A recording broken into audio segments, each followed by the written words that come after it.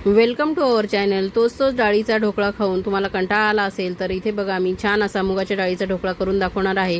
तर हे मुगाचं पीठ बघा किती छान फर्मेंट झाले आहे। मी आदल्या दिवशी सकाळी ही डाळ भिजत घातली होती 1 वाटी आणि रात्री वाटून ठेवली होती। तर बघा दुसऱ्या दिवशी इतकं छान फर्मेंट झालेलं आहे पीठ आणि हे व्यवस्थित इतकं फ्लफी झालेलं आहे।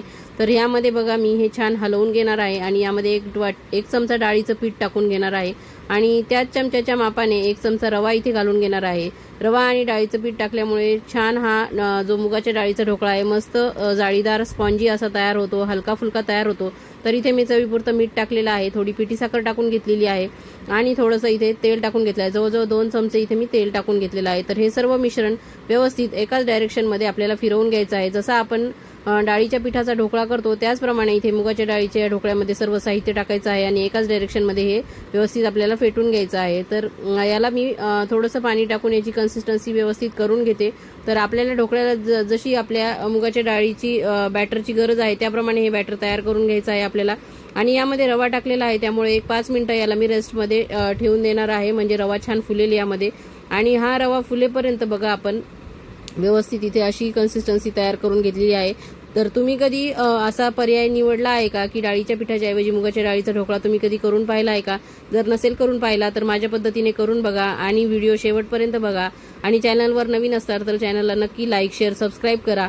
आणि जर कोणाला नोटिफिकेशन मिळत नसतील तर व्हिडिओ पूर्ण बघून झाल्यानंतर बेल आयकन प्रेस करा, त्यामुळे तुम्हाला रोजच्या रोज सर्व व्हिडिओ मिळत जातील। आणि अशा पद्धतीने बघा बॅटर आपण रेस्ट करायला ठेवलेला आहे, तोपर्यंत आपण इथे स्टीमर प्लेटला व्यवस्थित ग्रीस करून घ्यायचं आहे आणि पाणी देखील इथे मी स्टीमरमध्ये तापत ठेवलेला आहे, कारण की सोडा टाकल्यानंतर त्याला लगेच उष्णता मिळाली की आपला जो ढोकळा आहे तो छान फुलतो।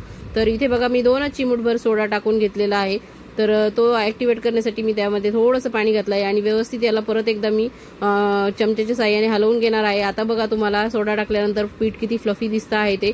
तर इथे मी स्टीमर प्लेटमध्ये हे टाकून घेणार आहे। तर अशा पद्धतीने ढोकळा तुम्ही तुमच्याकडे कोणी पाहुणे येणार असतील तरी करू शकता किंवा कोणी प्रवासाला जाणार असेल तर त्याला मध्ये रस्त्यात भूक लागेल तर त्यासाठी देखील तुम्ही देऊ शकता किंवा मुलांना छोट्या भुकेसाठी सुद्धा अशा पद्धतीने मुगाच्या डाळीचा ढोकळा देऊ शकतात। तर इथे बघा मी स्टीमर प्लेटला व्यवस्थित टॅप करून त्यातली एअर काढून 10 ते 15 मिनिटांसाठी इथे स्टीम करून घेणार आहे।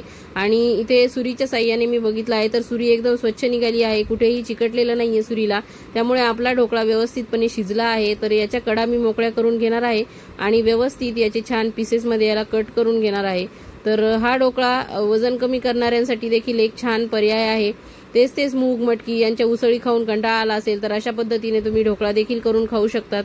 तर हा असा छान ढोकळा, कलर बघितला ना किती सुंदर आलाय आणि असा कट करताना आणि जो तयार झालाय तो बघताना कोणाला कळणार देखील नाही की हा डाळीच्या पिठाचा ढोकळा नसून मुगाच्या डाळीचा ढोकळा आहे। तर खूप छान असा हा ढोकळा इथे तयार झालेला आहे। सुरीने कट करतानाच इतका छान हलका वाटत होता तो।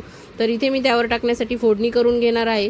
तर फोडणीमध्ये बघा मी जिरे मोहरी तडतडल्यानंतर थोडा हिंग टाकून घेतला आहे, नंतर कढीपत्त्याची पानं टाकून घेणार आहे। इथे जर तुम्हाला आवडत असेल तर तीळ देखील टाकून घेऊ शकतात। आणि इथे मी 4-5 मिरच्या पोटं फोडून टाकलेला आहे। पोटं फोडूनच तुम्ही फोडणीमध्ये मिरच्या टाका, नाहीतर अख्ख्या टाकल्या तर त्या अंगावर उडायची शक्यता असते। तर इथे बघा मी अर्धा ग्लास पाणी टाकून घेणार आहे। तर बेसनाच्या डाळीप्रमाणेच इथे जास्त पाणी टाकण्याची गरज नाहीये मुगाच्या ढोकळ्याला, मी त्यामुळे अर्धा ग्लास इथे पाणी टाकून घेतलं आहे। त्यामध्ये चवीपुरतं मीठ टाकलेलं आहे, थोडीशी साखर देखील इथे मी टाकून घेणार आहे आणि हे सर्व व्यवस्थित उकळू द्यायचं आहे, म्हणजे या फोडणीमध्ये मिरची, साखर आणि मीठ यांचा छान अर्क उतरतो आणि तो ढोकळ्यामध्ये देखील छान पद्धतीने मुरला जातो। तर त्यामुळे ढोकळ्याची चव एकदम लाजवाब लागते। तुम्ही एकदा नक्की करून बघा आणि एकदा असा मुगाच्या डाळीचा ढोकळा केल्यावर तुम्ही वारंवार करणार ही मला गॅरंटी आहे। तर तुम्ही अशा पद्धतीने मुगाच्या डाळीचा ढोकळा करून बघा। बऱ्याच जणांना डाळीच्या पिठाचा ढोकळा सहन होत नाही, सोसत नाही पोटाला, तर त्यांना देखील अशा पद्धतीने मुगाच्या डाळीचा ढोकळा तुम्ही करून खाऊ घालू शकतात। तर कोणी पाहुणे जरी येणार असले किंवा छोट्या बुकेसाठी किंवा तुम्हाला कुठे बाहेर जायचं असेल तर अशा पद्धतीने छान हा ढोकळा तयार करता येतो। तर त्यावर मी कोथिंबीर पेरून घेतलेली आहे। व्यवस्थित अशी कोथिंबीर पेरून घेतल्यानंतर बघा आता इतका सुंदर दिसतो आहे की लगेच त्यातला एक पीस काढून खावासा वाटतोय मला। तर अशा पद्धतीने बघा हा आपला ढोकळा तयार झालेला आहे। तर तुम्ही देखील अशा पद्धतीने तयार करून बघा आणि आवडल्यास मला नक्की कमेंट करून सांगा। हे बघा मी तुम्हाला इथे एक पीस काढून दाखवला आहे, बघा किती स्पॉन्जी असा छान ढोकळा तयार झाला आहे, एकदम मऊशार ढोकळा तयार झालेला आहे। आणि मी तुम्हाला इथे तोडून देखील दाखवते, आतमध्ये देखील छान जाळी पडलेली आहे, कुठेही कच्चा राहिलेला नाहीये, व्यवस्थित शिजलेला आहे हा ढोकळा। तर अशा पद्धतीने तुम्ही नक्की ट्राय करा आणि ढोकळा खाण्यासाठी तयार आहे। तर चॅनलला लाईक शेअर